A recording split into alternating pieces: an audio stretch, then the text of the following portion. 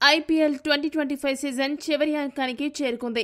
ఈ సీజన్లో ఇప్పటికే బెంగళూరు జట్టు ఫైనల్స్ కు చేరుకోగా ఆదివారం రోజున ముంబై, పంజాబ్ జట్ల మధ్య జరిగిన మ్యాచ్లో కెప్టెన్ శ్రేయస్ అయ్యర్ టాప్ లేపే పర్ఫార్మెన్స్ తో అసాధారణ బ్యాటింగ్ చేయడంతో పంజాబ్ జట్టు కూడా ఫైనల్స్ కు చేరుకుంది. ఈ ఫైనల్స్ కు ఒక ప్రత్యేకత ఉంది. అదేంటంటే ఐపీఎల్ చరిత్రలో గత 18 సంవత్సరాలుగా ఎక్కువ సార్లు టైటిల్ గెలిచిన జట్లే మళ్లీ కప్ గెలుస్తున్నాయి. కొత్త జట్లు గెలిచినా అవి ఈ మధ్య కొత్తగా వచ్చిన గుజరాత్ లాంటి జట్లు మాత్రమే గెలిచిందే. కానీ 18 ఏళ్లుగా ఐపీఎల్ ఆడుతున్నా ఒక్కసారి కూడా కప్పు గెలవని బెంగళూరు, పంజాబ్ జట్లు ఈసారి ఫైనల్స్ కు చేరడం అభిమానుల్లో కొత్త జోష్ నింపింది. దీంతో ఈ ఏడాది సరికొత్త ఛాంపియన్ ను చూసే అవకాశం అయితే క్రికెట్ ప్రపంచానికి కలగనుంది. ఈ ఫైనల్ మ్యాచ్ అహ్మదాబాద్లోని నరేంద్ర మోడీ స్టేడియం వేదికగా జరగనుంది. ఈ పిచ్ పై సులభంగా 200 కంటే ఎక్కువ పరుగులు సాధించవచ్చు.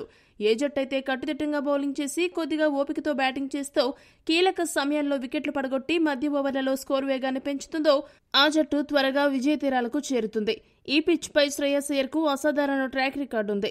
అహ్మదాబాద్ లో శ్రేయస్ అయ్యర్ ఇప్పటివరకు 7 మ్యాచ్లు ఆడగా 4 సార్లు అర్ధ సెంచరీ సాధించాడు. ఒకసారి డబుల్ డిజిట్ స్కోర్ చేయగా 2 సార్లు సింగిల్ డిజిట్ స్కోర్కే పరిమితమయ్యాడు. దీనిని బట్టి అయ్యర్ ఈ పిచ్ పై ఎంత డేంజరో మనకు అర్థమవుతుంది. అయ్యర్ విషయంలో ఆర్సీబీ ఎంత జాగ్రత్తగా ఉండాలో అతడి ట్రాక్ రికార్డు చెబుతుంది.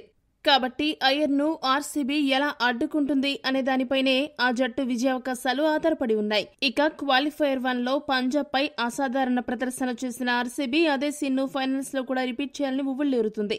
మరోవైపు గత మ్యాచ్లో ఎదురైన ఘోర పరాభవానికి బదులు తీర్చుకుని ఆర్సీబీని ఓడించి ఫైనల్ ను ముద్దాడాలని పంజాబ్ ఆకాంక్షిస్తుంది. ఈ సీజన్లో 3 సార్లు ఈ 2 జట్లు తలపడితే ఆర్సీబీ 2 సార్లు గెలవగా పంజాబ్ ఒక్కసారి మాత్రమే గెలుపును సొంతం చేసుకుంది. ఇటువంటి పరిస్థితుల్లో 2 జట్ల తుది జట్లు ఎలా ఉండబోతున్నాయి, ఏ జట్టుకు గెలిచే అవకాశాలున్నాయి అనే విషయాలు మనం ఇప్పుడు చూద్దాం. ముందుగా పంజాబ్ జట్టు విషయానికి వస్తే ఆ జట్టు బ్యాటింగ్ విభాగం బాగానే కనిపిస్తున్నా ఆ జట్టులో కొన్ని లోపాలున్నాయి. ఓపెనర్లు ప్రియాంష్ ఆర్య, ప్రభ్సిమ్రాన్ సింగ్ ఇద్దరు కూడా బాగానే ఆడుతున్నప్పటికీ వారిలో నిలకడ లోపించడం ఆ జట్టుని కొద్దిగా కలవరపెడుతుంది. అయితే ఆ జట్టు 1 down batter Josh Inglis, middle order బ్యాటర్లు అయ్యర్, వదేరా, శశాంక్ సింగ్, మార్కస్ స్టోయినిస్ ఈ 5గురు కూడా మ్యాచ్ విన్నింగ్ పర్ఫార్మెన్స్ తో గత కొన్ని మ్యాచ్లుగా దూసుకుపోతున్నారు. అదే ఆ జట్టుకు అతి పెద్ద బలంగా మారింది. పంజాబ్ బ్యాటింగ్ ఆర్డర్ ఎలా చూసినా కూడా పటిష్టంగానే కనబడుతుంది. కానీ ఎటొచ్చి వాళ్ల బౌలింగ్ విభాగమే కాస్త కలవరపెడుతుంది. విజయ్ కుమార్, అర్షదీప్ సింగ్, చాహల్ ఈ ముగ్గురు కూడా సగటున ఓవర్కు 10కి తక్కువ పరుగులు ఇవ్వడం లేదు. ఇక గాయం నుండి కోలుకుని వచ్చిన చాహల్ బ్యాట్స్మెన్ ను ఇబ్బంది పెట్టడంలో కాస్త వెనుకబడినట్టు ముంబైతో మ్యాచ్ ను చూస్తే అర్థమవుతుంది. కాకపోతే మార్కో జాన్సన్ స్థానంలో వచ్చిన కైల్ జామిసన్ అద్భుతంగా బౌలింగ్ చేస్తూ ఉండడం పంజాబ్ కు గుడ్ న్యూస్ అనే చెప్పవచ్చు. ఈ మ్యాచ్లో ఒకవేళ ఏదైనా మార్పు చేయాల్సి వస్తే అజ్మతుల్లా స్థానంలో లీగ్ స్టేజ్లో బాగానే బౌలింగ్ చేసిన బార్ట్లెట్ ను పంజాబ్ తుది జట్టులోకి తీసుకుంటే బాగుంటుంది. కాకపోతే ప్రస్తుతం ఉన్న పరిస్థితుల్లో ఆ మార్పు చేయడం కష్టం అనిపిస్తుంది. మొత్తంగా చూస్తే పంజాబ్ జట్టుకు ఆ జట్టు బౌలింగ్ విభాగం కొద్దిగా కలవరపెడుతుంది. ఇక బెంగళూరు జట్టు విషయానికి వస్తే ఆ జట్టు బ్యాటింగ్ ఆర్డర్ అద్భుతంగా ఉంది. ఫిలిప్స్ సాల్ట్ దగ్గర నుండి మొదలు పెడితే కోహ్లీ, మయాంక్ అగర్వాల్, పాటీదార్, జితేష్ శర్మతో పాటు మ్యాచ్ ను గెలిపించే ఆల్రౌండర్లు రొమారియా షెపర్డ్, కృణాల్ పాండ్యా జట్టులో ఉండడం ఆ జట్టుకు అతిపెద్ద బలంగా మారనుంది. ప్రస్తుతం టిమ్ డేవిడ్ గాయం కారణంగా జట్టుకు దూరమయ్యాడు. అతడు ఒకవేళ ఫైనల్స్ సమయానికి కోలుకోలేని పరిస్థితుల్లో ఉంటే అతని స్థానంలో లియామ్ లివింగ్స్టన్ ఆడతాడు. లివింగ్స్టన్ ఇప్పటివరకు చెప్పుకోదగ్గ ఇన్నింగ్స్ అయితే ఎప్పుడూ ఆడలేదు. ఆర్సీబీ బ్యాటింగ్ ఆర్డర్లో లివింగ్స్టన్ ఒక్కడే పెద్ద లోపమని చెప్పాలి. అతడు తప్ప మిగతా బెంగళూరు బ్యాటింగ్ ఆర్డర్ మొత్తం కూడా చాలా పటిష్టంగా ఉంది.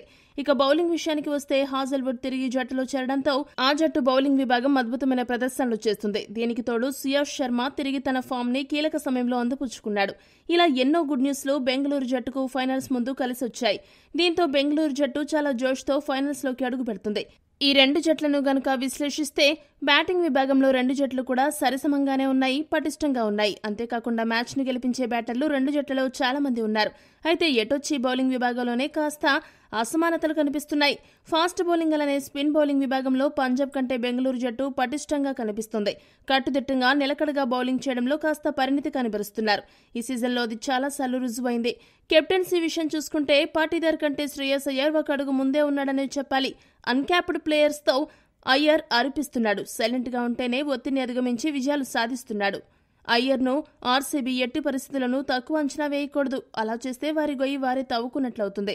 ఎటువంటి పరిస్థితుల్లో ఈ ఫైనల్ మ్యాచ్లో బెంగళూరు, పంజాబ్ 2 సమఉజ్జీలుగా నిలిచాయి. ఎవరు గెలుస్తారని ఇప్పుడే ఒక అంచనా వేయలేము. ఇరు జట్లకు మ్యాచ్ గెలిచే అవకాశాలు సమానంగా ఉన్నాయి. మరి మీ దృష్టిలో ఈ మ్యాచ్లో ఏ జట్టు గెలుస్తుందని మీరు భావిస్తున్నారో కామెంట్ చేయండి. మరిన్ని స్పోర్ట్స్ అప్డేట్స్ కోసం మా ఛానల్ సబ్స్క్రైబ్ చేసుకోండి.